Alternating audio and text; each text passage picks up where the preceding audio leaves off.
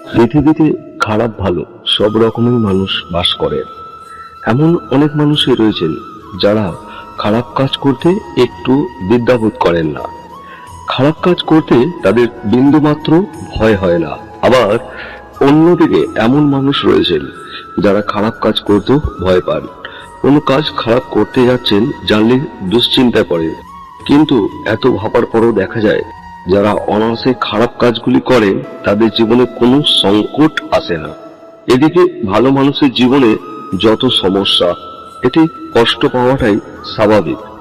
প্রায়শই আমাদের মাথায় এই খেয়াল আসে, কেন সব সময় ভালো মানুষদের সঙ্গেই খারাপটা হয়? কেন ভালো মানুষদের জীবনের সুখ এত পরে আসে? যেখানে ভুল পথে যারা চালিত হচ্ছে তারা অনেক কম সময়ের মধ্যেই অনেক কিছু পেয়ে থাকে।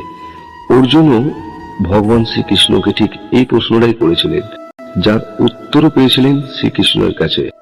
ভগবান শ্রীকৃষ্ণ অর্জুনকে তখন অতি মূল্যবান গীতার জ্ঞান প্রদান করেছিলেন। মানুষ যখন কঠিন সময়ের মধ্যে দিয়ে যান তখন শ্রীকৃষ্ণের এই বাণী অত্যন্ত লাভজনক ও প্রত্যেকের জন্যই। অর্জুনের প্রশ্ন ছিল, হে প্রভু, কেন ভালো মানুষের সঙ্গে সবসময় খারাপ হয়? কিছু ঘটে।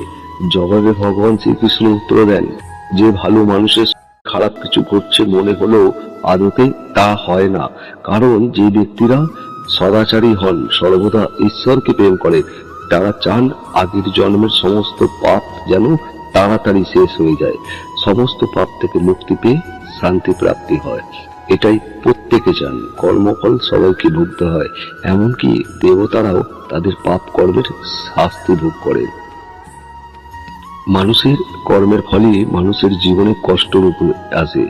যখন মানুষ তার কর্মফল ভোগ করে নেয় তখন সে মুক্তির পথ লাভ করে। এই কারণে ভালো মানুষের সঙ্গে যখন খারাপ কিছু হয় তখন বুঝতে হবে তারা তাদের আগের জন্মের পাপের শাস্তি ভোগ করছেন, দ্রুতই তার থেকে মুক্তি পাবেন তারা।